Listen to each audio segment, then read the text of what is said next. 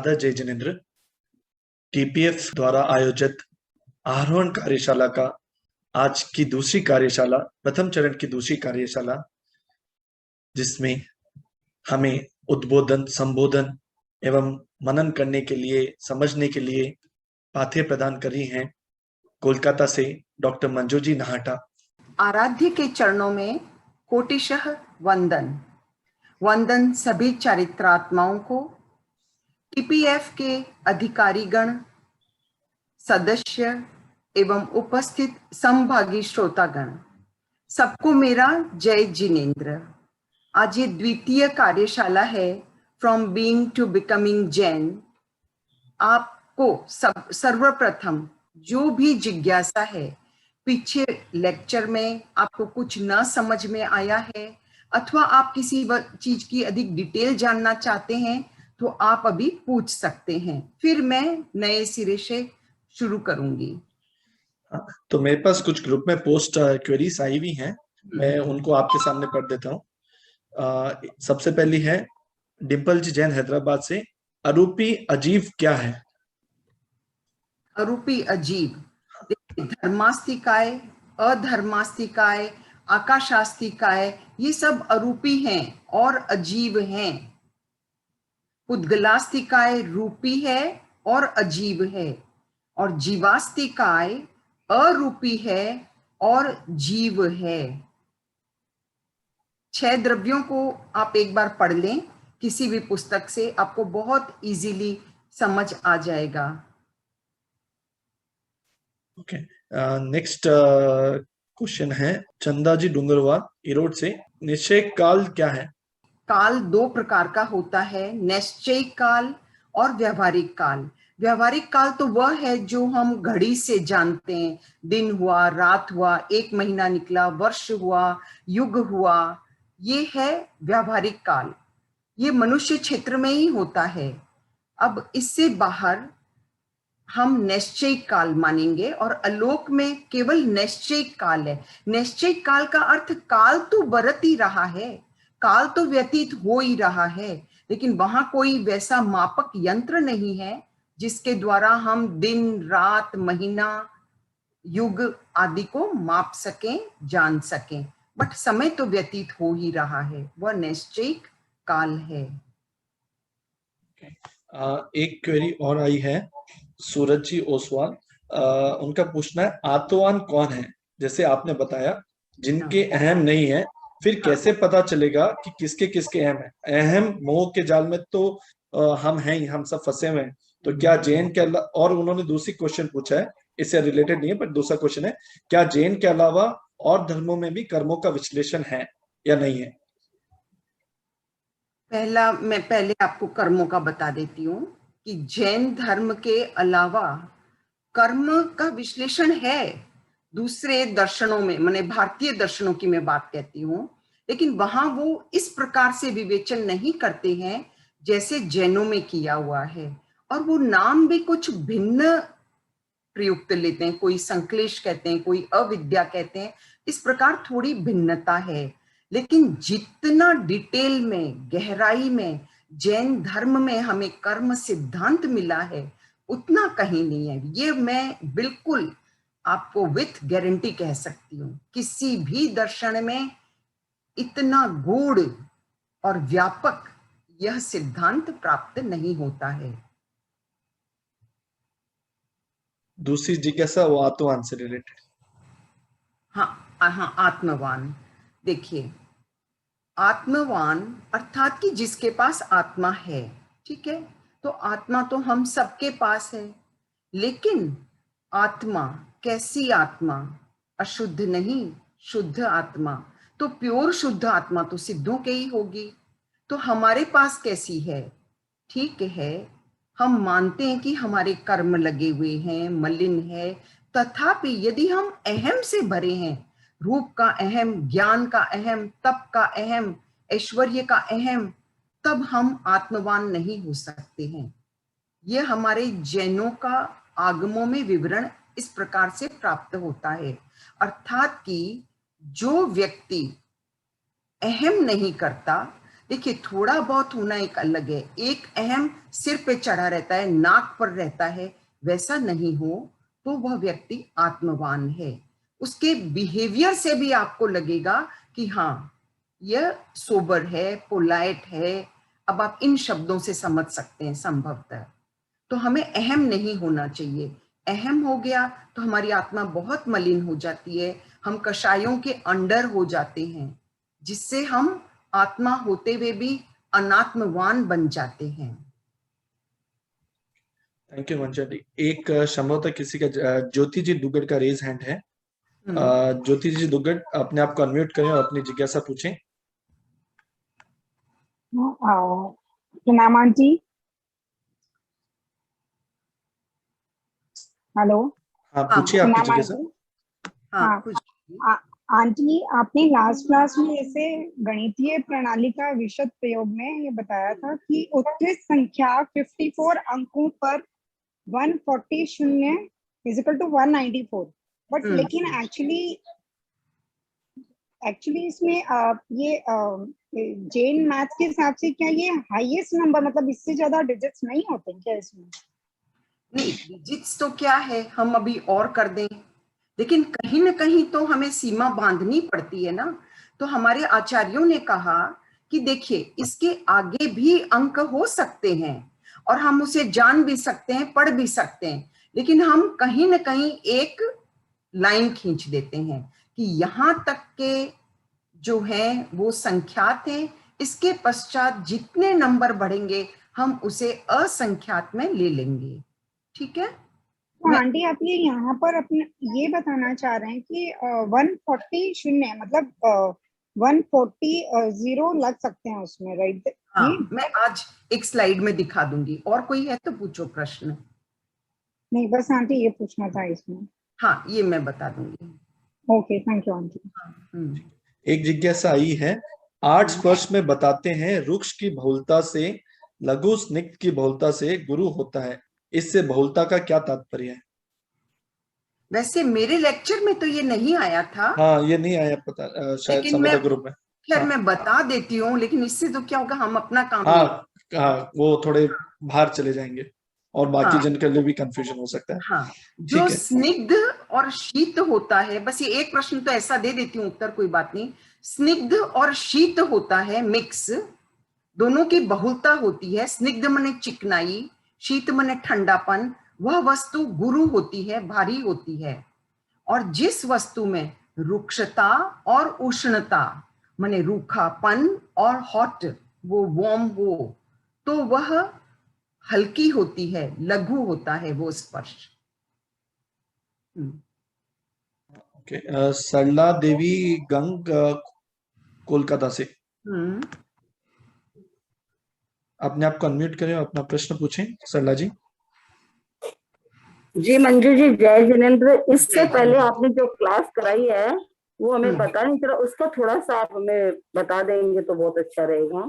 और आप कौन कौन से दिन क्लास लेंगे वो भी थोड़ा बता दीजिए। ये आपको टीपीएफ वाले बता देंगे, आप उस ग्रुप से ज्वाइन हो जाइए, वहां उन्होंने पूरी रिकॉर्डिंग भी डाल रखी है, आप पुनः सुन सकते हैं। इसका रिकॉर्डिंग आया हुआ है क्या? आंटी ये इन सब की जानकारी है, आप प्लीज हमें पिंग कर दीजिए या आप मैसेज कर दीजिए, जिससे क्या सभी की समय वेस्ट ना हो। हम आपको वापस, आप ग्रुप से जुड़ जाइए, पूरी डिटेल मिल जाएगी। विनीता जी दुग्गड़, अपने आप अनम्यूट करें और अपना प्रश्न पूछें। हाँ प्रणाम भाई, मेरा प्रश्न लास्ट क्लास से ही है। मेरे अभी तक मैंने पूछा, आपने समाधान भी दिया, पर मेरे को पूरी तरह समझ में नहीं आया, तो इसलिए वापस संतुष्टि नहीं हुई। इसलिए मैं वापस पूछ रही हूँ कि ना, वो आपने बताया लोक है जो अलोक में नहीं है, तो मैंने ड्राइंग बना के भी पूरी तरह कोशिश की, पर मैं नहीं समझ पाई। मुझे प्लीज एक बार और पूरा 2 दिन तक चिंतन किया पर नहीं समाधान मिला मेरे को। मंजू आंटी, इसमें थोड़ा सा एक जोड़ना और चाहूंगा। मतलब कई ऐसा, मुझे ऐसा समझ में, जैसे लोगों को ऐसा लगता है दिल्ली इंडिया की कैपिटल है तो दिल्ली इंडिया के अंदर है, तो उस तरह से थोड़ा आप समझाते तो शायद क्लियर हो जाएगा। ठीक है, मैं एक स्लाइड तो दिखाई दूंगी, लेकिन एक बार मैं आपको मौखिक बता देती हूँ। देखिए ये लाइन खाली याद रखिए, लोक में अलोक नहीं है, अलोक में लोक नहीं है। आप जानते होंगे जम्बू द्वीप बिल्कुल मध्य में है, उसके चारों ओर लवण सागर है ना विनीता जी? हाँ हाँ हाँ है। हाँ। अच्छा, अब मैं यदि कहूं कि जम्बू द्वीप लवण सागर में है तो क्या आप मान लेंगे? नहीं नहीं, ये नहीं, कैसे होगा? नहीं नहीं होगा ना। तो आप नहीं। इसी प्रकार ये पंक्ति आप हमेशा यूज करिए कि लोक में अलोक नहीं, अलोक में लोक नहीं, किंतु यदि लोक है वहां और उसके चारों ओर अलोक है, तो लोक की जो सरकमफ्रेंस है, जो परिधि है, जो आउटर सीमा है, वह हाँ अलोक को छू सकती है, उसमें कोई हमें परेशानी नहीं है। बट वो एक दूसरे के अंदर नहीं हो सकते, क्योंकि लोक में 6 द्रव्य हैं, अलोक में केवल 2 ही द्रव्य हैं, फिर ये कैसे हो सकते हैं एक दूसरे में? ठीक है। वापस एक वापस इसी में से कि ना, हाँ। जब अपने नहीं मान रहे हैं, ठीक है आपने समझाया उस हिसाब से, लोक में लोक नहीं है, पर अपने जहाँ एक ड्राइंग भी ऐसे देखी हुई है कि एक पूरा सर्कल है, अलोक है, और उसके अंदर एक छिंके की तरह लोक लटक रहा है, मतलब कहने का मतलब छिंके की तरह वो अलोक में लोक है, तो उसका क्या समझें, जैसे क्या समझें फिर? नहीं, वो वैसे तो ड्राइंग कोई भी बना सकता है, ये मैं नहीं कह सकती छिंके की तरह, तो फिर प्रश्न उठेगा वो छिंका कहाँ बंधा हुआ है, ये नहीं चलेगा। बस आप इस तरीके से समझिए, सपोज करिए एक साड़ी है, उसमें एक छेद हो जाए, अब हाँ छेद में आप कोई पैच लगा दें या वो छेद ही रह जाए, तो वह अलोक हो सकता है, लेकिन वो साड़ी का पार्ट नहीं हुआ। ठीक है ना? अच्छा, ठीक है ठीक है समझ ठीक गए, है। दोनों हाँ अलग हैं। अलग है, अलग है, वो जम्बूद्वीप वाले से बहुत जम्बूद्वीप, ठीक है। हाँ जय। पवन जी जैन जयपुर से।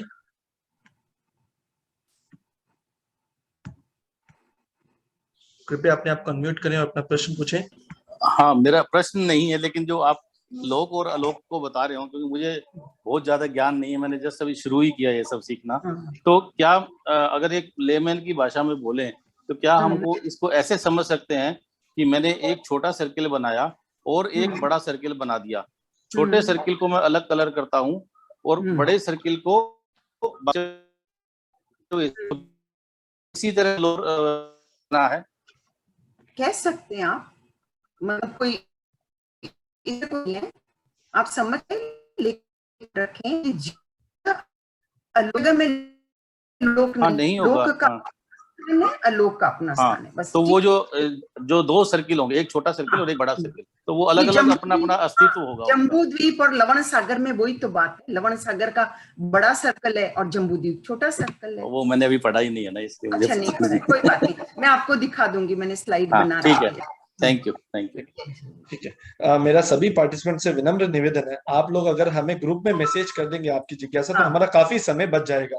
बच जाएगा, नहीं तो फिर आगे ही नहीं बढ़। आगे की तकलीफ हो जाती है। तो रिक्वेस्ट मैं सभी से वापस विनम्र निवेदन करता हूँ, आप प्लीज अपना कोई क्वेश्चन से क्वेश्चन निकल जाए अलग बात है, अन्यथा आप प्लीज हमें ग्रुप में पोस्ट करें।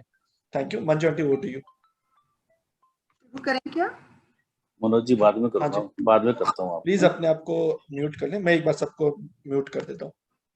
अभी मैं एक बार आप अपने आप को वापस म्यूट अनम्यूट कर लें मंजू आंटी, मैंने सबको म्यूट दबा दिया था, म्यूट ऑल कर दिया था।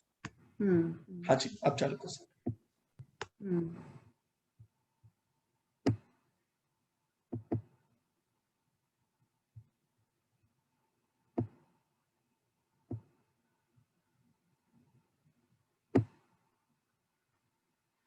आज हम पार्ट 2 शुरू करेंगे हमारी इस from being to becoming Jain से। हम इतनी विशेषताओं को पढ़ चुके हैं, द्वैतवाद की प्ररूपणा, लोक अलोक, नास्तिकता और आस्तिकता, आत्मा, कर्म, पुनर्जन्म, मोक्ष में आस्था, वस्तु का स्वरूप और गणितीय प्रणाली का विशद प्रयोग। नेक्स्ट, यह शीर्ष प्रहेलिका है, मतलब सबसे ऊंची या बड़ी संख्या। इसमें 54 अंक हैं जो हमें हमारे आगम शास्त्रों में मिलते हैं। उन 54 अंकों को मैंने यहाँ लिख दिया है, और इन 54 अंकों के आगे 140 शून्य लगाने से 194 डिजिट की सबसे बड़ी संख्या है। एक प्रश्न यह भी पिछली बार काफी उठा था और लोगों को समझ नहीं आ रहा था, इसके लिए मैंने अलग स्लाइड बनाई। सपोज करिए ये आत्मा है और इसमें कर्म चिपके हुए हैं, ठीक है। इन कर्मों का वेदन हो अनुभव होगा, इस जगह मैंने दिखाया है, ये उदय में आ जाते हैं, वेदन हो करके ये निर्जरित हो गए, मतलब हमसे अलग हो गए, अलग हो गए, अतः इनका नाम अब अकर्म है। जो हमारे साथ आत्मा में चिपके हैं वे कर्म, जो आत्मा से विलग हो गए वे अकर्म। तो वेदन का ऑपोजिट निर्जरा, कर्म का ऑपोजिट अकर्म। अब हम नए पॉइंट में आते हैं। देखिए, इसका नाम है विज्ञान को प्रामाणिकता।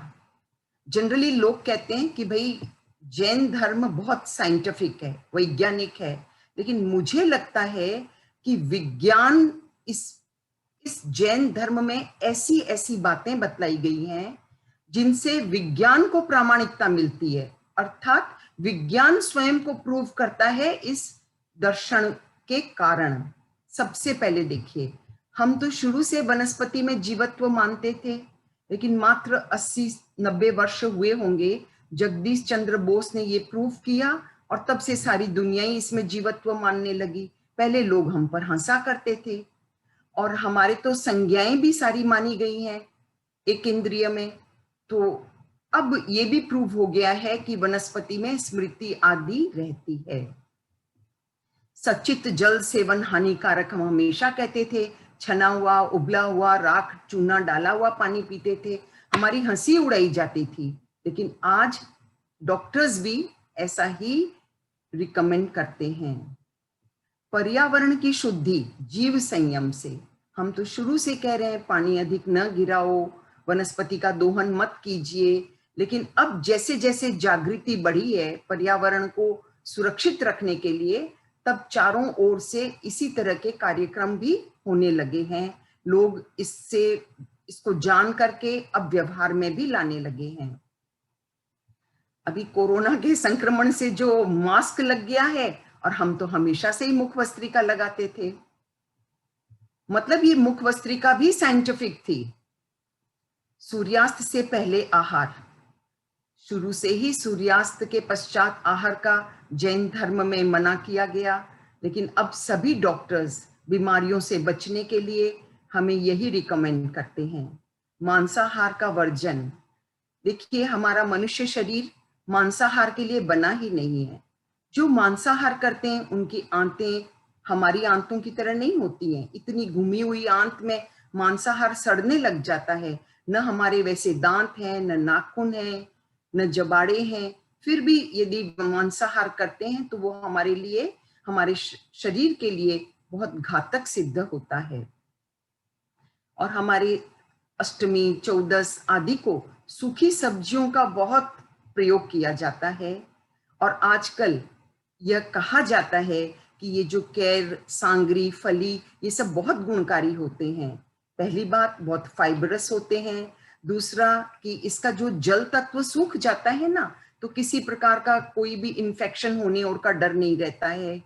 और दूसरा, इसमें कंसंट्रेटेड फॉर्म में इसके जो भी तत्व हैं वो मौजूद रहते हैं और हमें काफी एनरिच करते हैं। गुड कार्बोहाइड्रेट्स इनमें पाए जाते हैं और इनका सेवन आजकल स्वास्थ्य के लिए लाभप्रद बतलाया गया है। जैन धर्म के अनुसार कोई भी कार्य होता है, कोई भी वस्तु स्थिति घटित होती है, तो उसके पीछे कोई एक या दो कारण नहीं होते, 5 कारण होते हैं। काल, स्वभाव, कर्म, पुरुषार्थ और नियति। ये पांचों स्वतंत्र हैं, निरपेक्ष हैं, लेकिन जब भी कोई भी घटना घटित होती है तो ये सभी सापेक्ष होकर के कार्य करते हैं। अर्थात कि पांचों वहां रहेंगे, लेकिन कोई मुख्य, कोई गौण, अर्थात कोई एक्टिवेट रहेगा, कोई स्लीपिंग रहेगा। अब हम एक एक को समझें। काल, देखिए काल तो सर्वत्र है, टाइम छोड़ के तो आप ये कोई भी स्थान ऐसा नहीं है, यहाँ तक कि अलोक में भी काल है, और कोई भी वस्तु घटित होती है उसके पीछे काल अपना स्वयं का काम करता है। आज मैं एक बीज बो दूं और मैं चाहूं कि मुझे सुबह ही पौधा चाहिए, तो ये कभी पॉसिबल नहीं है। जितना समय लगेगा पौधे को उगने में, उतना समय तो हमें वेट करना ही पड़ेगा। अब चाहे हम रात भर जागते रहें और उसे पानी से सींचते रहें, चाहे घी से सींचने लगे, तो पौधा नष्ट भले ही हो जाए, वो समय आने पर ही फलित होगा। वृक्ष भी फल अपने समय पर ही देगा।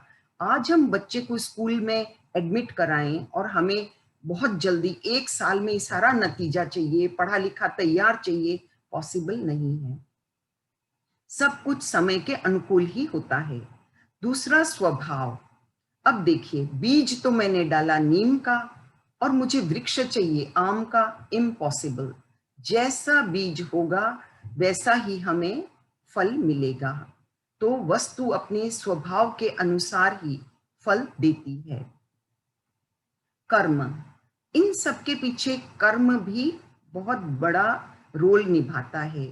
यदि हमारे पुण्य कर्म ही नहीं किए हुए हैं, या उस पौधे का ही ले लीजिए, उस पौधे को उगना ही नहीं है, तो संभवतः वह नष्ट हो जाए, न उगे। और यदि उसे उगना ही है तो किसी ने ऐसे ही फेंक दिया, मिट्टी के ऊपर ही रह गया, तभी भी वो किसी न किसी कारण से, चाहे कोई एनिमल के पांव से दब के या बारिश के कारण, वो मिट्टी में जाके उग आएगा। 4th पॉइंट है पुरुषार्थ। इन सब के होते हुए भी यदि कोई पुरुषार्थ न करे तो कभी कभी जो फल हमें मिलने वाला होता है हम उससे वंचित रह जाते हैं। और पुरुषार्थ को सबसे अधिक महत्व दिया है भगवान महावीर ने। भगवान महावीर कालवादी थे, स्वभाववादी थे, कर्मवादी थे, तो पुरुषार्थवादी भी थे, और पुरुषार्थ को सबसे ऊपर रखा है। हमें पुरुषार्थ करते रहना है, यह नहीं कि कर्म में होगा तो हो जाएगा, ऐसा कभी न सोच करके हम खाली हाथ न बैठें। 5th है नियति। नियति अर्थात होनहार, जो होना है वह होगा। माना कि ये भी इंपॉर्टेंट फैक्टर है, लेकिन इसको ही हम सब कुछ मान लें और बिल्कुल पुरुषार्थ न करें, कर्मों से भी कोई सहायता न हो, तो संभवतः फल नहीं मिलेगा। ठीक है। नियति जनरली आप ये समझ लीजिए कि एक तरह से निकाचित कर्मों का फल समझ लीजिए, मतलब वो होगी ही, होनहार है ही। अब किसी की मृत्यु आ ही गई, मतलब वो बिल्कुल दरवाजे पर नॉक ही कर रही है, तो फिर कितने भी डॉक्टर, हॉस्पिटल और आपके पास पैसा हो, हम नहीं बचा सकते हैं उस व्यक्ति को।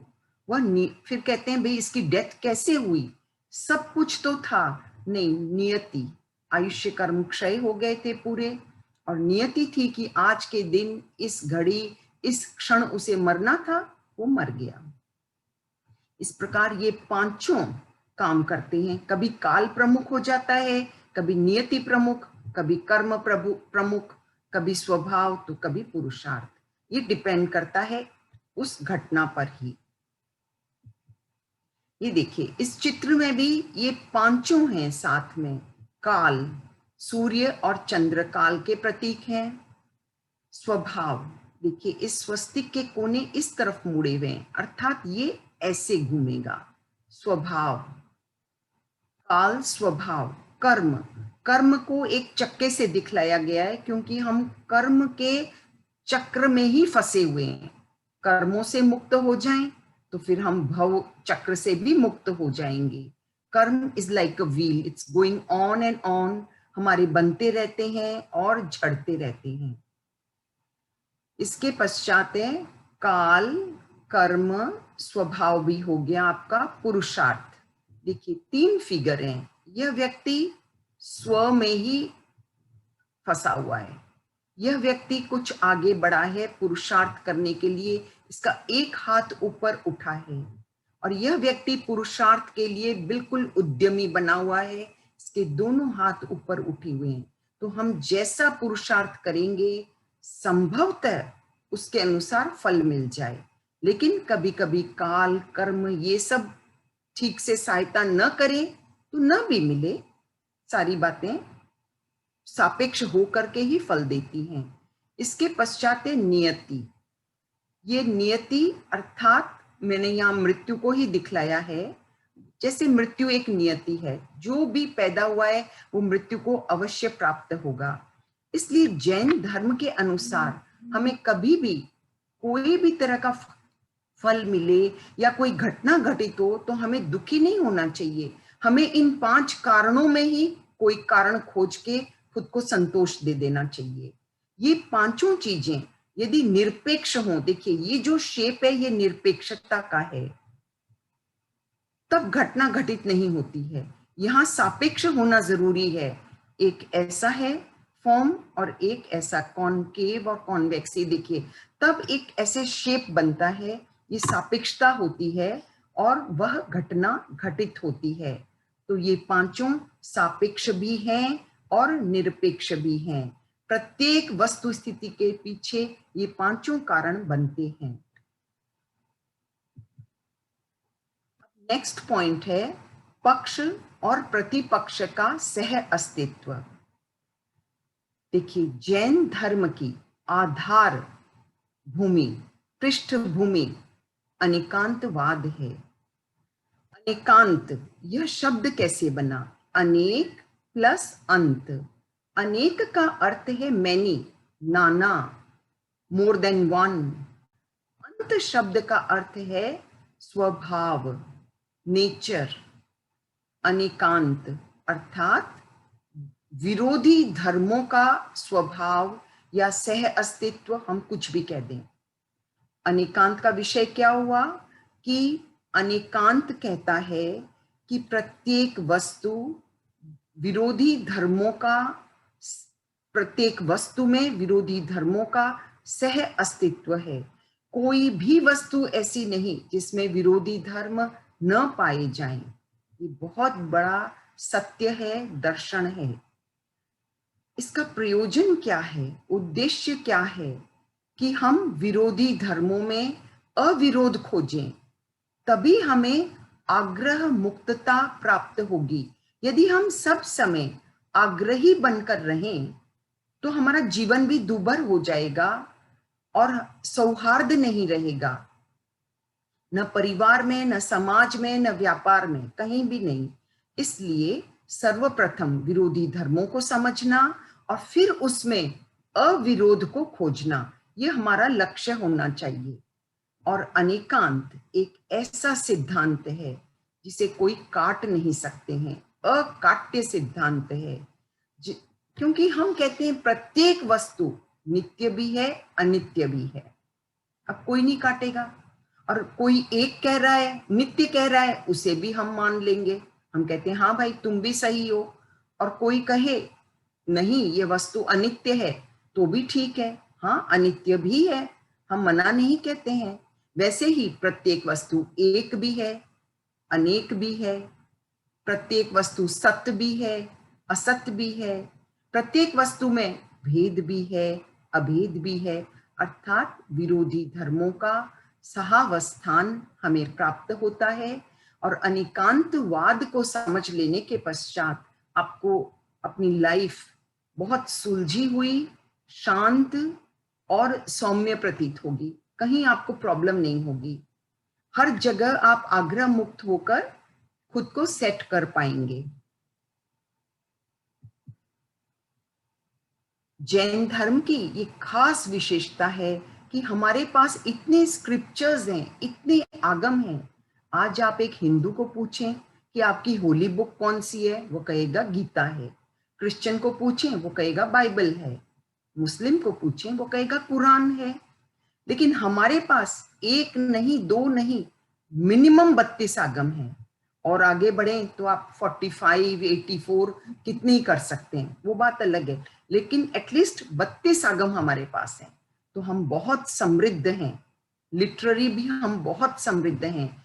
इन 32 आगमों में 11 अंग हैं, आचारांग, सूत्रकृतांग, स्थानांग, समवायांग, भगवती, ज्ञाता धर्म कथा, उपासक दशा, अंतकृत दशा, अनुत्तरोपपातिक दशा, प्रश्न व्याकरण विपाक श्रुत।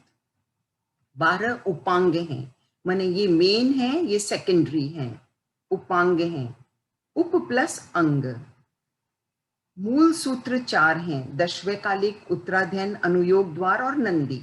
छेद सूत्र जिनमें प्रायः साधुवाचार की बात रहती है कि भी साधु को क्या करना, कैसे खाना, कैसे उठना, कैसे व्यवहार करना, ये छेद सूत्र हैं। और नेक्स्ट है आवश्यक सूत्र, प्रतिक्रमण सूत्र। इन सब की काउंटिंग करें तो 32 आगम हैं। अब कोई यदि आपको कहे कि भाई हमारी होली बुक तो बाइबल है और पूछे कि आपकी होली बुक के नाम बताइए, तो एटलीस्ट ये 32 आगम के नाम हमारे मुख में होने चाहिए कि हम किसी को बता सकें, न कि हम ये कहेंगे नहीं भाई हमें नाम याद नहीं है।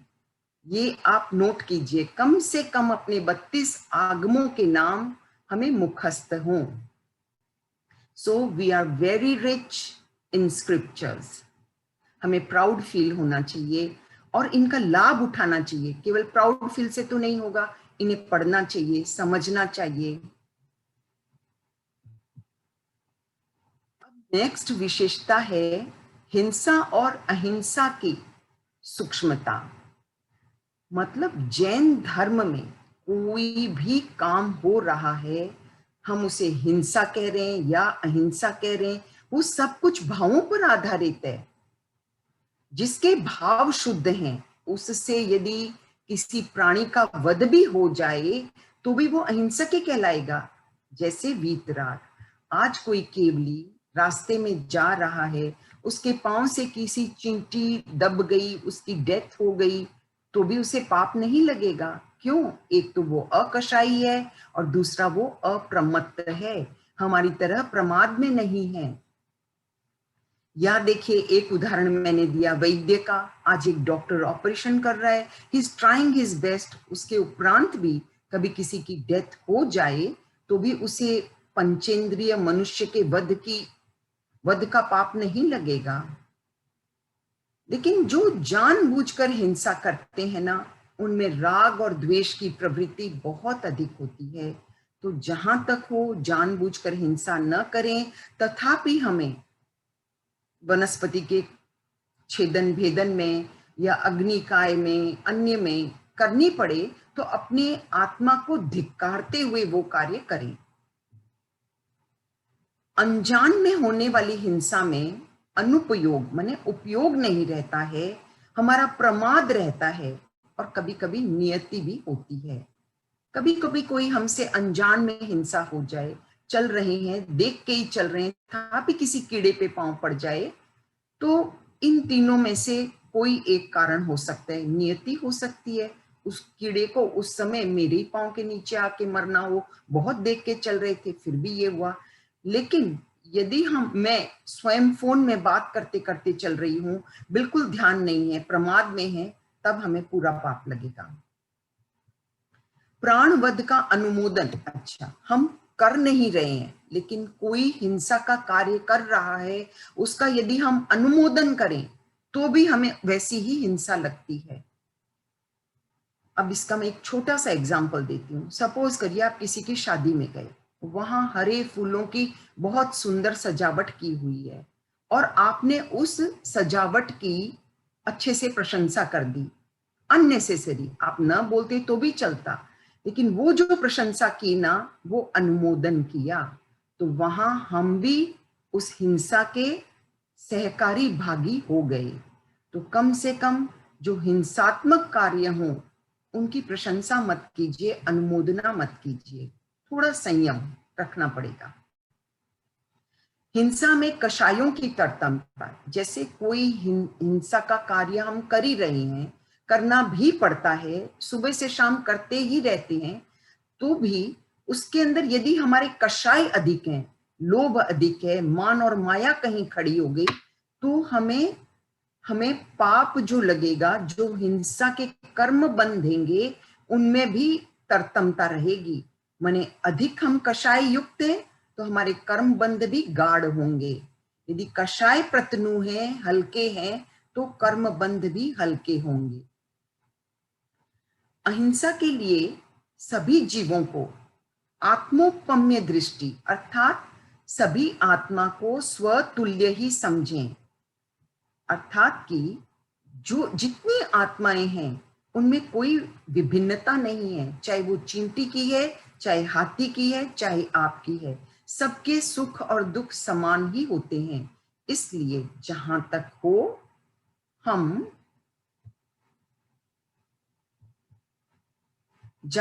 हो हम सभी आत्माओं को बराबर समझें। जब हमें ये दृष्टि आ जाएगी ना कि भाई वो आत्मा और हम आत्मा में कोई फर्क नहीं है, तो हम बहुत हिंसा से उपरत हो सकते हैं, बच सकते हैं। देखिए, हिंसा, असंयम, इन दोनों का संबंध जीव और अजीव दोनों से है। आपको जीव की बात तो समझ आ जाएगी, अजीव की नहीं भी आएगी। देखिए, अजीव का भी हमें असंयम नहीं करना चाहिए, संयम करना चाहिए, क्योंकि जितना परिग्रह है मोस्टली तो हमारा अजीव का ही है ना, तो वहां भी हमें संयम बरतना चाहिए। और एक ध्यान करिए, जो भी आप अजीब वस्तु खरीदते हैं या कुछ भी, वह भी जीव का छोड़ा हुआ शरीर ही होता है। चाहे फर्नीचर है तो भी क्या है, वह लकड़ी आई कहाँ से, वृक्षों से। आज कागज आया कहाँ से, हमें कागज भी सेव करना चाहिए, क्योंकि वृक्ष कटेंगे तभी तो पेपर बनेंगे। या हम हीरे गहने कुछ भी ले लीजिए, वो भी पृथ्वी का आए हैं। तो संयम, हमें दोनों ही तरह की वस्तुओं का संयम करना चाहिए। सूक्ष्म सिद्धांतवादिता है जैन धर्म में। तपो मार्ग माने तप की बहुत कठोरता है। हमारा तप इतना स्ट्रिक्ट होता है, ये नहीं कि हम चांद उगने के बाद खाने लगते हैं या हम अपने उपवास में फल खाते हैं, अन्न नहीं खाते हैं, ऐसा भी नहीं है। तो हमारा तप का और इतने तरह के तप होते हैं, तप को ही हम विशेष मानते हैं। कंदर्प जी, आप प्लीज देखिए, कोई यहाँ पर कर रहे हैं, मतलब स्क्रिबल कर रहे हैं। हाँ, तप मार्ग की कठोरता को हमें ध्यान में रखना है, तो साथ में इसकी शुद्धता को भी ध्यान में रखना है। कई बार लोग उपवास, बेला, अठाई अन्य कारणों से करते हैं। हो सकता है वो वजन घटाने के लिए करें, हो सकता है वो समाज में या अपने परिवार में दिखाने के लिए करें, तो कम से कम ऐसे उद्देश्य हमारे नहीं हो। जब भी तप करें, शुद्धता हो, तप के लिए हो, अन्य कोई प्रयोजन न हो, और उसके दिखावे की भी भावना न हो कि भाई अठाई किया है तो सबको पता तो चलना चाहिए, कोई आवश्यकता नहीं है। तप स्व के लिए हो, स्व की आत्मा की शुद्धि के लिए हो। काल का चरम सूक्ष्म भाग, देखिए सूक्ष्म कितना सूक्ष्म है जैन धर्म।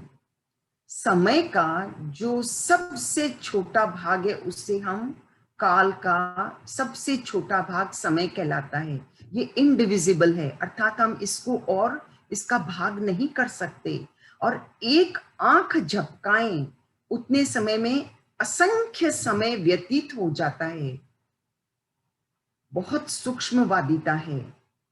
और वस्तु का यदि चरम सूक्ष्म भाग जाने, तो यदि वह स्कंद से संलग्न है तो प्रदेश है, स्कंद से अलग है तो वह परमाणु है।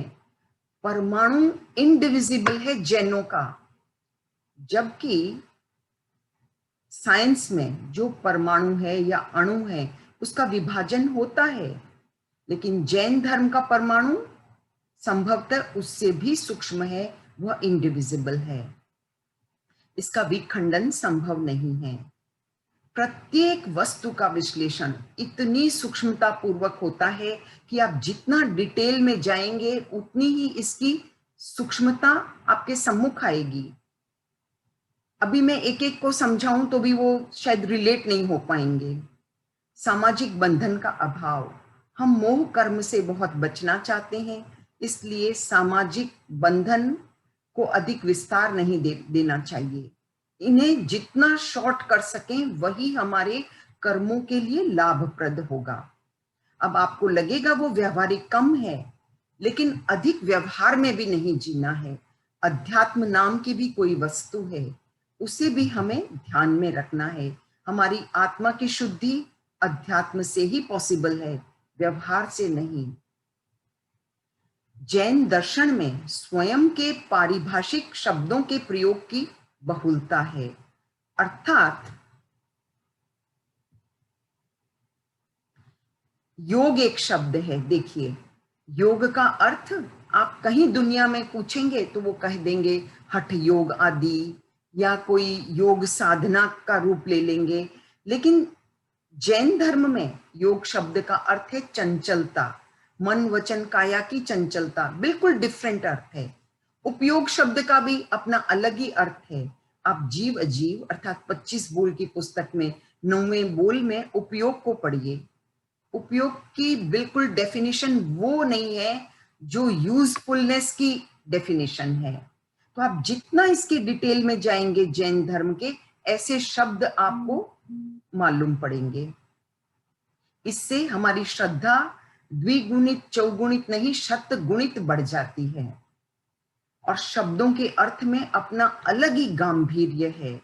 ये पुद्गल अजीव रूपी को भी कह देते हैं, और ये जीव के लिए भी जहां अनेक नामों के संदर्भ मिलते हैं, वहां जीव के लिए भी पुद्गली कहा गया है। क्यों पुद्गली कहा गया? क्योंकि हम पुद्गल के साथ हैं। पुद्गल हम पुद्गल के बिना तो संसार में नहीं रह सकते, क्योंकि संसारी आत्मा है, इसके लिए भी पुद्गली कह दिया गया। और सिद्धों को भी पुद्गल कह दिया गया एक जगह। क्यों कह दिया गया सिद्धों को पुद्गल? क्योंकि अनंत अनंत भव तो वह पुद्गल के साथ ले चुके हैं, शरीर के साथ कर चुके हैं, उस दृष्टि से भी उन्हें पुद्गल कह दिया गया। अर्थात इनके शब्दों के अर्थ इतने भिन्न भिन्न हो जाते हैं अलग अलग स्थानों पर। यह आप जितना डिटेल करेंगे उतना ही आपको पता चलेगा। एक अगुरु लघु शब्द है, उसके कितने अर्थ हैं? अगुरु लघु नाम कर्म है, अगुरु लघु सामान्य गुण है, अगुरु लघु पर्यव भी है। मैं अभी उन सब में नहीं जाती हूँ, बस इतना आपकी दृष्टि इस ओर में खींचना चाहती हूँ कि आप अधिक से अधिक जैन धर्म को जानें और इसकी गंभीरता को समझें। जैन धर्म में भाव सबसे अधिक प्रधान है। आप केवल द्रव्य सामायिक कर रहे हैं, कोई फायदा नहीं होगा। द्रव्य तप कर रहे हैं, कोई फायदा नहीं होगा। वह भाव सामायिक होनी चाहिए। आप भाव श्रावक होने चाहिए। साधु भी केवल द्रव्य साधु से कोई फायदा नहीं है, भाव साधु होना चाहिए। जैन धर्म में सदैव भाव को ही प्रधानता दी गई है। द्रव्य सामायिक, द्रव्य श्रुत, द्रव्य तप, ये सब लाभकारी नहीं है। भाव यदि शुद्ध होंगे तो हमारे भव की भी शुद्धि होगी, अर्थात हम जिन गतियों में जा रहे हैं वे भी शुद्ध को ही प्राप्त करेंगे। अच्छी गतियां हम प्राप्त कर सकते हैं। अब भाव शुद्धि हम कैसे करें? तो भाव शुद्धि के लिए सम्यक्त्व आवश्यक है। सम्यक्त्व को हम समझेंगे। एक बार आप सही तत्व श्रद्धान या सही दृष्टि, सही श्रद्धा ऐसा समझ लीजिए, फिर हम डिटेल से करेंगे। क्योंकि यदि हमारे पास सम्यक्त्व नहीं है तो केवल हम प्रथम मिथ्या दृष्टि गुणस्थान के ही अधिकारी रह जाते हैं। 14 गुणस्थानों में प्रथम गुणस्थान वाले हो जाते हैं। इसलिए सम्यक्त्व को प्राप्त करना सर्वाधिक आवश्यक है। आप ये ना सोचें कि आप सामायिक करते हैं, महाराज के जाते हैं, तपस्या करते हैं तो डेफिनेटली सम्यक्त्व तो होंगे ही। Don't take it for granted. यहाँ बहुत बड़ी भूल हो जाती है। हम जब सम्यक्त्व समझेंगे तब इस पर और गौर करेंगे। क्योंकि यदि हम मिथ्यात्वी हैं तो न तो हमारा व्रत हो सकते हैं, न हमारे त्याग हो सकते हैं, और न ही हम ज्ञान को प्राप्त कर सकते हैं। क्योंकि जैन धर्म में मिथ्यात्वी का सारा ज्ञान अज्ञान कहलाता है। यहाँ ज्ञान अज्ञान यह नहीं कि आप जानते हो या नहीं जानते हो, बल्कि आपकी दृष्टि कैसी है, आपकी श्रद्धा कैसी है। वह यदि सही है तो वह व्यक्ति अनपढ़ गंवार भी हो सकता है, लेकिन ज्ञानी कहलाएगा। और एक मिथ्यात्वी जो अनेक शास्त्रों को जानने वाला है तथापि वह अज्ञानी हो सकता है ज्ञानी होते हुए भी। इसलिए सर्वप्रथम सम्यक्त्व को प्राप्त करना है। आइए, जब सम्यक्त्व की इतनी बातें हो गई तो हम कुछ सम्यक्त्व को भी समझें। हाँ, कंदर्प जी, क्या सम्यक्त्व शुरू करें या आपके? एक क्वेश्चन सुमन जी, यहाँ चलिए। हाँ, पूछिए। अपने आप को अनम्यूट करें और अपना प्रश्न पूछें। भाई जय जिनेन्द्र भाई। जय जिनेन्द्र भाई, ये 5 समवाय में निरपेक्ष भी और सापेक्ष भी, इसका हाँ। क्या मतलब हुआ? मतलब ये ऐसे लगेंगे, इनका कोई का एक दूसरे से संबंध नहीं है। बताइए, काल का और कर्म का कोई संबंध है? काल स्वभाव का कोई संबंध है? नहीं है। लेकिन जब भी किसी वस्तु स्थिति के घटक तत्व बनते हैं तो सापेक्ष हो जाते हैं। कुछ भी हैपन होता है हमारे लाइफ में तो वहां काल भी अपना काम करता है, स्वभाव भी, कर्म भी, पुरुषार्थ भी, नियति भी। कोई करेगा, कोई अधिक करेगा, कोई स्लीपिंग जैसा भी रह सकता है और कोई एकदम वर्किंग एक्टिवेट हो सकता है। ये स्वयं अपने किसी उदाहरण को लीजिए और उस पर घटित कीजिए। कभी कुछ भी हमारे पर बड़ी से बड़ी भीड़ पड़ जाए तो भी हमें मायूस नहीं होना है, निराशावादी नहीं बनना है, क्योंकि आप यही समझिए कि ये घटना घटित हुई, इसके पीछे 5 कारण हैं। अब उन 5 कारणों में ये आपको ही खोजना होगा कि यहाँ प्रधान कारण कौन सा बना। अच्छा, ठीक है भाई। और कोई है या आगे बढ़े? 3-4 जनों की हैंड रेज आंटी, ले लो। प्लीज ले लीजिए, फिर मैं नया टॉपिक शुरू हो जाए। पवन जी जैन, अपने आप को अनम्यूट करें, अपना प्रश्न पूछें।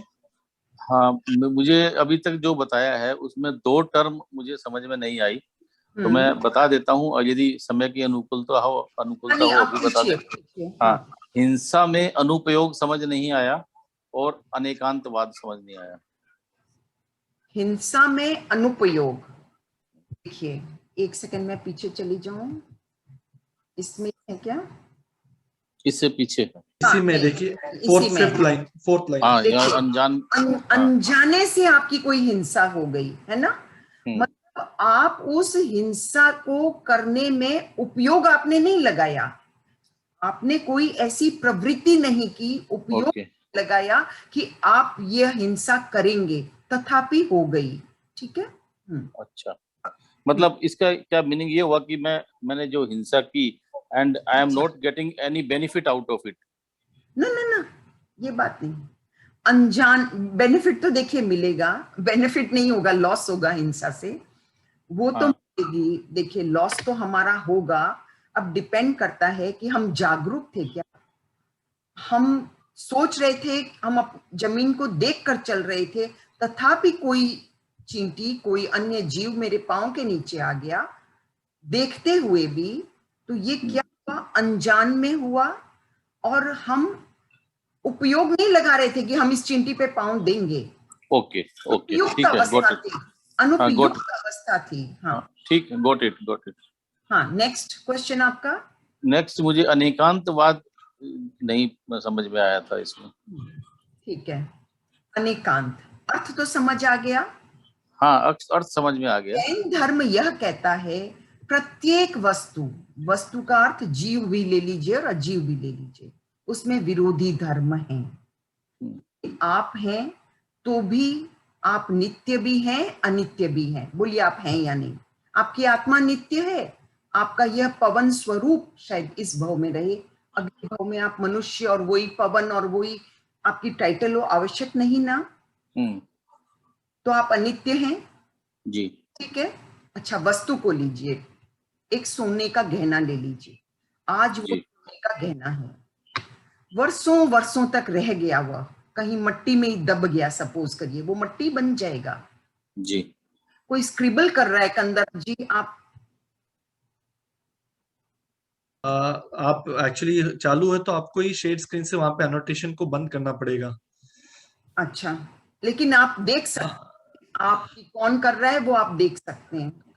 नाम तो नहीं आ रहा है, फिर भी मैं एक बार इनको अच्छा तो ठीक है, हटाइए। मैं नेक्स्ट टाइम वही कर दूंगी। मैं सोची आप होस्ट हैं तो शायद। हाँ, तो अब आपको समझ आया कि अनेकांत में विरोधी धर्म एक साथ रहते हैं, यही कथन है। और जैन धर्म के अनुसार वह जो गहना मट्टी में मिल गया था, सॉरी मिट्टी में दब गया या बहुत पुराना हो गया, वो मिट्टी हो गया। अब एक पेड़ यदि मट्टी के नीचे दब जाए वो पत्थर हो जाएगा, फॉसिल हो जाएगा। विरोधी धर्म है ना, कहाँ लकड़ी पत्थर हो गया, कहाँ सोना था मट्टी हो गया, कहाँ आप पौधे कुछ और बन गए। अनेकता सर्वत्र है ना जी, यही अनेकांत है। मतलब विरोधी धर्म रहेंगे। ओके। जीवन में क्या सुख नहीं है या दुख नहीं है? आज 24 घंटे में दिन नहीं है या रात नहीं है, सब एक ही फ्रूट एक के लिए बहुत लाभकारी है तो दूसरे व्यक्ति के लिए वो हानिकारक हो सकता है। और एक ही व्यक्ति के लिए किस समय खाए तो वो अधिक लाभकारी है, किस समय खाए तो वो हानिकारक हो सकता है। इसलिए हम एकांत कुछ नहीं कह सकते, सर्वत्र अनेकांत का ही बोलबाला है, अनेकांत ही व्याप्त है। क्लियर? ओके ओके, ठीक है, थैंक यू। पदमचंद जी जैन, अपने आप को अनम्यूट करें, अपना प्रश्न पूछें। सादर जय जिनेंद्र, प्रणाम मंजू भाई जी। मतलब पहला गुणस्थान मिथ्यात्वी का, तो अब भी जीव घोर मिथ्यात्वी होते हैं, तो इतनी कर्म निर्जरा करके 90 ग्रह यानी 21वें देवलोक पहुंचाते हैं, वो कैसे संभव हो सकता है? कार्य करते हैं पदम जी, तपस्या, बहुत तपस्या कर लेते हैं। तपस्या करने की तो मनाही नहीं है, तो वो किस उद्देश्य से, किस उद्देश्य से करते हैं? भाव नहीं हुआ, क्रिया हो गई। लेकिन क्या हुआ, सुनिए पदमचंद जी, वो देवलोक की तो पहुंचे, ग्रैव्यक वाला, कोई बड़ी बात नहीं हुई। चौथे गुणस्थान वाले ही रहे, वहां तो वो चौथे वाले भी नहीं रहेंगे, एनीवेज वो तो प्रथम में ही रहेंगे। अब अभी हैं तो मिथ्यात्वी हैं तो प्रथम वाले ही रहेंगे। लेकिन देवलोक कोई बड़ी बात नहीं है, कभी न कभी और भी पुण्य उनके किए हुए होंगे। वो कुछ एक भाव से ही उनका सब कुछ नहीं हुआ है, हुई क्रिया से है। जो कुछ हुआ है कि उन्हें देव गति प्राप्त हुई, और वो भी ग्रैव्यक का क्रिया से हुआ है। क्लियर? उनका ज्ञान न तो ज्ञान में माना जाता है, नहीं है, न कोई उनके व्रत होते हैं, नहीं। तो फिर कैसे, मतलब ये कुछ क्रिया तो कर ली ना उसने, तपस्या कर ली, और भी क्रियाएं कर ली, सेवा कर ली साधु समुदाय की, बहुत कुछ है। क्रिया के लिए तो कोई मना नहीं, सामायिक कर तो सकता ही है, हालांकि वो व्रत नहीं ले सकता है पहले गुणस्थान वाला, लेकिन वो उस समय में तो कम से कम मुंह बांध के बैठ ही गया। उसकी सारी क्रिया मतलब कम निर्जरा होती है ना उसकी, तो निर्जरा कम होगी। यदि वही तपस्या कोई सम्यक भी कर ले तो मोक्ष ही चला जाएगा, इतना कर लेगा तो देखिए ना, फायदे में तो बहुत बड़ा अंतर रह गया ना, लाभ में।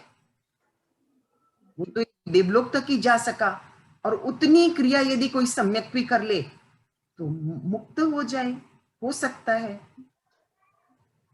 उनके पास जो शिष्य होते हैं वो मतलब मोक्ष को प्राप्त कर लेते हैं। हाँ, वो तो आप स्टोरी पढ़े हुई है। हाँ, बिल्कुल सही कहा। ओमर आंटी एक जिज्ञासा है, कर्म और पुरुषार्थ में क्या अंतर है? कर्म, आरवीजी का चैट बॉक्स में प्रश्न आया। सुनिए, कर्म और पुरुषार्थ, आप कर्म को वर्क समझ रहे हैं, इसलिए आपको दोनों में डिफरेंस पता नहीं चल रहा है। पुरुषार्थ माने जो आप कार्य कर रहे हैं, वर्क समझ लीजिए पुरुषार्थ को। और यहां जो मैं कर्म कह रही हूं ना, यह कर्म वह पुद्गल है, जड़ है, जो किसी भी प्रवृत्ति के कारण आके हमारे आत्मा पर आच्छादित हो जाते हैं, हमारी आत्मा को आवृत कर लेते हैं। आपने जिसने भी प्रश्न पूछा है, क्या आप जानते हैं कि जैन धर्म में 8 प्रकार के कर्म होते हैं? आपने पढ़ा है कभी? ज्ञानावरणीय, दर्शनावरणीय, कभी पढ़ा है ये सब? मोहनीय? जी मैम, ये दोनों के बीच का डिफरेंस तो समझ में आ गया मुझे। एक मेन समझना है, जैसे जैनिज्म में कर्मवाद पे सबसे ज्यादा स्ट्रेस है, मीन्स जो भी होता है कर्म के हिसाब से होता है। तो उसमें जो 5 पॉइंट्स आपने मेंशन किए, उसमें लास्ट पॉइंट है नियति। पुरुषार्थ को मुझे समझ में आ गया कि कॉन्शियसली जो भी कर्म किए जाते हैं, जैसे कि मैंने फास्टिंग कर ली, ये कर ली, तो कॉन्शियस एफर्ट है टुवर्ड्स द निर्जरा, तो ये पुरुषार्थ हो गया। पर अब जब नियति की बात करते हैं तो जैनिज्म तो नियति पे विश्वास ही नहीं करता, जो भी हो रहा है हमारे कर्मों के हिसाब से हो रहा है, राइट?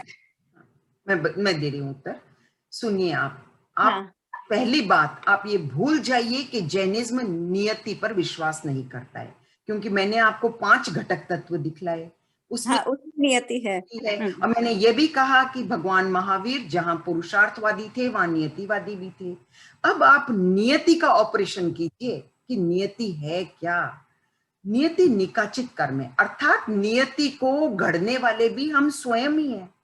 हमने कुछ ऐसे बुरे काम किए अथवा ऐसे अच्छे काम किए, उससे या बुरे काम किए तो ऐसे निकाचित कर्म बंधे कि उसका वह अशुभ फल मुझे मिलेगा ही, और कुछ अच्छे कर लिए यदि निकाचित कर्म इतने अच्छे कर लिए जिससे ऐसा शुभ कर्म बंधा, सपोज करिए तीर्थंकर गोत्र ही बंध गया और निकाचित बंध गया, तो आप तीर्थंकर होंगे ही होंगे, कोई रोक नहीं सकेगा, ये नियति बन गई ना। अर्थात कि नियति को बनाने वाले भी हम स्वयं हैं। नियति तो बनाते समय, just wait for a minute, नियति को बनाते समय हम हैं, उत्तरदायित्व हमारे पर है कि हम कैसे निकाचित कर्म बांध रहे हैं, अच्छे या बुरे, ठीक है। लेकिन जब एक बार वो निकाचित कर्म से नियति बन जाती है, उसके बाद वो हमें भोगनी ही पड़ेगी, फिर हम परतंत्र हैं। मतलब नियति को घड़ने वाले भी हम हैं, लेकिन भोगते समय हम परतंत्र हैं, घड़ते समय हम स्वतंत्र हैं। अब आप बोलिए।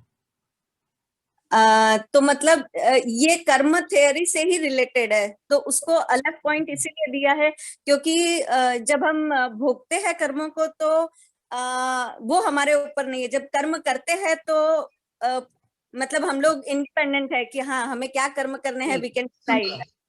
कर्मों को इज दैट द रीजन? कर्मों को जब आप स्वतंत्र हैं, आप कैसे कर्म करने। कभी कभी हम भूल से, गलती से भी कुछ बुरे कर्म कर लेते हैं, फिर उनका नहीं तो वो भोगना पड़ता है ना। आप समझिए, अच्छा बांध भी लिए हमने कर्म, उसके बाद उसमें संक्रमण हो जाता है। कभी हमने बांधी असाता, लेकिन हमने उसको फिर कुछ ऐसा मॉडिफाई कर दिया, हाँ, किया कि उसको संक्रमित करके साता में संक्रमित कर लिया। कभी अपना कर ली, कभी उदीर्णा कर ली, ये सब कर लिया। लेकिन निकाचित कर्मों में ये कोई करण नहीं लगते हैं, वो नियति बन जाती है। मतलब जो कर्म ऑल्टर नहीं हो सकते, बेसिकली वो नियति में ट्रांसफॉर्म हो जाते हैं। बिल्कुल, निकाचित कर्म हम कहते हैं ना, भोगना ही, भोगने से ही छूटेगा। अच्छा, है ना। तो वो नियति कैसे बनी? आखिर नियति को बनाने वाले भी हम ही थे, पता नहीं चला। जब भोगवाली में आते हैं तब हमें पता चलता है, अरे मैंने ऐसा क्या किया कि ऐसी पड़ी। ठीक। एक चैट बॉक्स में आया है क्वेरी, क्या ये नियति नहीं कि अभवी जीव मोक्ष नहीं जा सकता, तो उसमें अगेन कर्म का रोल कैसे? नहीं, जो भवी अभवी है ना, ये नियति मत कहिए, इससे हम अनादि पारिणामिक भाव कहते हैं। जैन दर्शन में एक टर्म है अनादि पारिणामिक भाव, मतलब अनादिकाल से ही भवी भवी था, अभवी अभवी था, जीव जीव था, अजीव अजीव था। न कभी जीव अजीव में बदलेगा, न कभी अजीव जीव में बदलेगा, न कभी भवी अभवी बनेगा, न कभी अभवी भवी बनेगा। दिस इज अनादि पारिणामिक भाव, नॉट नियति।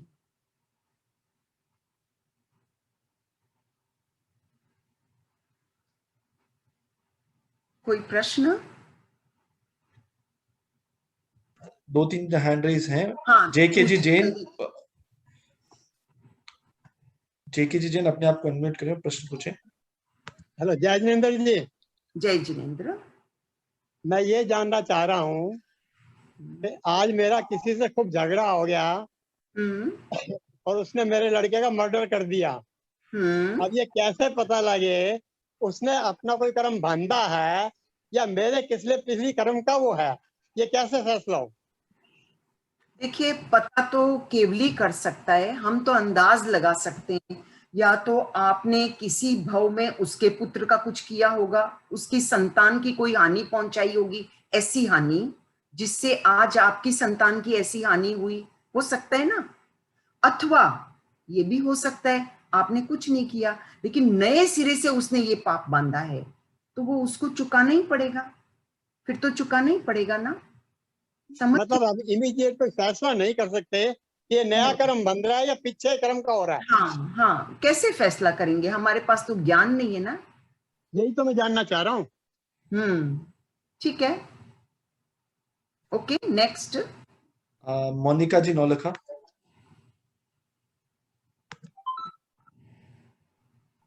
जय जिनेंद्र। जय जिनेंद्र। मैं ये पूछ रही थी, अभी आपने बताया अजीब अजीब ही रहेगा, तो लेकिन जब हम कागज बनता है, ये फर्नीचर बनते हैं, ये अजीब से अजीब बनते हैं, तो कैसे, मतलब समझ नहीं आया। नहीं, सुनिए, जो कागज बन रहा है, मैंने कहा कि भी पेड़ कटेंगे तो कागज बनेंगे। हाँ। पेड़ में जो आत्मा थी, जब आपने पेड़ काटा, वह जीव तो कहीं और चला गया ना। अच्छा। सपोज करिए, तो वो तो औदारिक शरीर है ना, पेड़ तो उसका शरीर है, आत्मा थोड़ी है वो पेड़ की, लकड़ी आत्मा थोड़ी है। तो अलग ही रह गया। हमारे पास उसका औदारिक शरीर आया, औदारिक शरीर को प्राप्त करने के लिए हमने एक जीव का हनन किया। संजू जी दुग्गड़, अपने आप को अनम्यूट करें और अपना प्रश्न पूछें। हाँ, जय जिनेंद्र मैम। जय जिनेंद्र। आपने अभी भाव सर्वोपरि में बताया, मिथ्यात्व दशा में ना तो व्रत कर सकते हैं, ना त्याग, ना ज्ञान, जबकि कामनी तापस ने 60,000 वर्ष तक बेले बेले की तपस्या की थी, मिथ्यात्व था वो। हाँ मैम, करने के फल में अंतर था, पर तपस्या तो कर ही सकते हैं। नहीं, तपस्या कर ली उसने, क्यों? मिथ्यात्वी अभवी जीव आचार्य तक बन जाते हैं, साधु आचार्य सब कुछ बन गए, लेकिन वो लाभ उन्हें नहीं मिलेगा जो एक सम्यक्त्वी यदि ये काम करता। तो आप समझ गए, लाभ में बहुत बड़ा फर्क है। लाभ में अंतर है, पर कर तो सकते ही है ना, ज्ञान। उनका व्रत, अच्छा आप मुझे बताओ, पहले गुणस्थान वाला व्रती है क्या? आचार्य भिक्षु ने तो उसको भी यही कहा कि भी वो कुछ जो त्याग है उसके मिथ्यात्वी, वो निश्चित गुणस्थान है। मैं आपसे ये प्रश्न पूछती हूँ, मिथ्यात्वी के ज्ञान है क्या और मिथ्यात्वी के त्याग है क्या? पहले गुणस्थान में त्याग है? बिल्कुल नहीं है, नहीं है। गुणस्थान में ज्ञान है? नहीं है। आपके उत्तर आप ही दे रहे हैं। चलिए नेक्स्ट। विनीता जी दुग्गड़, अपना प्रश्न पूछें। हाँ, मैं पूछ रही हूँ। मेरा ये प्रश्न है कि जैसे अपने पढ़ भी रहे हैं और अभी आपने बताया भी कि अज्ञानी, ये मिथ्यात्वी जो होता है, कितना भी ज्ञान करो अज्ञानी होता है और ऊपर नवग्रह तक जा सकता है। मेरा प्रश्न यही है, नवग्रह में तो शुक्ल लेशा है, इधर मिथ्यात्वी और इधर शुक्ल लेशा, दोनों का विरोधाभास नहीं है? नहीं, कोई विरोधाभास नहीं है, कारण कि लेश्या और ये मिथ्यात्वपना, ये दोनों अलग अलग चीजें हैं। पहले गुणस्थान में 6 लेश्या हैं, आपको ध्यान में हो तो। हाँ हाँ हाँ, वही एक जिज्ञासा होती है। दिक्कत नहीं है। नहीं, जब आप लेश्या को अच्छे से समझेंगे कि लेश्या चीज क्या है, तब आपको पता चलेगा कि इसका और ज्ञान का या अन्य वस्तु का कैसे इनका कनेक्शन है, वो आपको पता चलेगा। लेकिन लेश्या में कोई प्रॉब्लम नहीं है ना। अच्छा, क्योंकि 6 लेश्या फर्स्ट, हाँ, गुणस्थान में है, ये तक 6 लेश्याएं हैं। कोई कुछ प्राचीन कर्म ग्रंथ चौथे तक या वो छठे गुणस्थान 6 लेश्याएं कहते हैं। थोड़ा फर्क है कर्म ग्रंथों में। मतलब भाव शुद्धि से लेश्या का आता है, तो मतलब मिथ्यात्वी की भाव शुद्धि हो सकती है। हाँ, दर्शन सही नहीं है, दृष्टि सही नहीं है, बस। कृतज्ञ। अनिल कुमार जी अपना प्रश्न पूछें। हाँ, जय जिनेंद्र मंजू जी। जय जिनेंद्र। अब ये जो सामायिक और आदि तो लाभकारी है, ये हमें समझ में आता है, पर इसके द्रव्य लगा, द्रव्य सामायिक, द्रव्य श्रुत, और तब आपने अलाभकारी बताया, तो इसको थोड़ा विस्तृत कीजिए ना, ये द्रव्य शब्द क्या है? हाँ, मैं बताती हूँ। आपने मुख वस्त्रिका बांध ली, सामायिक का पाठ बोल दिया, ठीक है, सामायिक ले चद्दर भी ओढ़ लिया, लेकिन आपका मन आज बिल्कुल विचलित है, मन लगा ही नहीं। आप यदि कुछ जप कर रहे हैं सामायिक में तो मन नहीं लगा, ध्यान कर रहे हैं तो मन नहीं लगा, पुस्तक पढ़ रहे हैं तो मन नहीं लगा। चाहे तो आपका मन कहीं कोई भी दुविधा में फंसा हुआ है, कोई अस्वस्थता की दुविधा हो सकती है, कोई व्यापार की कोई घटना हो सकती है, तो वो उस दिन आपकी क्या हुई? द्रव्य सामायिक हुई, भाव सामायिक हुई। एक एक दिन आपका बहुत अच्छे से सामायिक होता है, मन लग जाता है ध्यान में, जप में, स्वाध्याय में, तो उस दिन हम कहते हैं ना आज सामायिक बहुत अच्छी हुई, वो भाव सामायिक होती है। इसी प्रकार हम कभी पुस्तक पढ़ते हैं लेकिन हमें ध्यान कहीं और रहता है, तो वो द्रव्य श्रुत हुआ। जिस दिन लगा के पुस्तक पढ़ी या स्वाध्याय किया, वो भाव श्रुत होगा। और वैसे ही तपस्या है, केवल भूखे रहने को रह गए लेकिन हम भावों से नहीं समझ पाए कि हम क्यों तप कर रहे हैं, तब वो द्रव्य तप ही कहलाएगा। चाहे वो दिखावे के लिए हो या मोटापा कम करने के लिए हो या अनेक कारण हो सकते हैं। ठीक है। आज का लास्ट क्वेश्चन लेंगे। पूजा जी बोत्रा, अपना प्रश्न पूछें। मैम जय जिनेंद्र। जय मेरा प्रश्न ये है कि हमें कैसे पता चलेगा हम लोग भवी जीव है या अभवी? नहीं, ये हमें पता नहीं चल सकता है।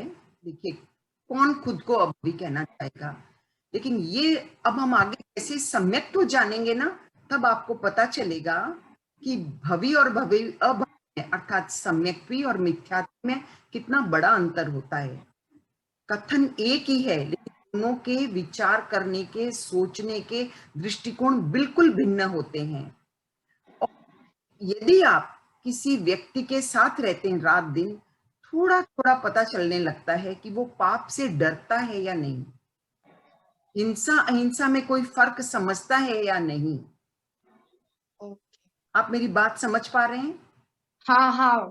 छोटी सी बात बताती हूँ, ब्रश कर रहे हैं, नल खोल दी, खुली ही पड़ी है, उसके मन में आना एक बूंद में असंख्य जीव हैं, मुझे नल बंद कर देने का विवेक रखना चाहिए।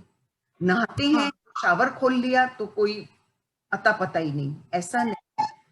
जितने कम पानी में नहा सके, नहाना जरूरी है। हम महाराज तो नहीं हुए कि बिना नहाए रह सके, लेकिन कम पानी में भी तो नहा सकते हैं। और इसी प्रकार खाने पीने की चीज को भी जूठा छोड़ना, आधा ग्लास पानी पीना, आधा ऐसे ही छोड़ देना, बहुत तरह के आप रात दिन के ऐसे ऐसे कामों में आप स्वयं को भी जज कर सकते हैं, दूसरों को भी कर सकते हैं। Okay, thank you ma'am. Welcome. आज की कार्यशाला को हम लोग संपन्न करें। सभी से निवेदन है कि आप लोगों की जो भी जिज्ञासा हो आप हमें पोस्ट कर दें, तो हम लोग उसको और अच्छे तरीके से आगे की जो हमारी अगले हफ्ते कार्यशाला होगी उसके स्टार्टिंग में ले लेंगे। मंजू आंटी का रूल है, जब तक आपका पहले के डाउट क्लियर नहीं होता तब तक हम आगे नहीं बढ़ेंगे।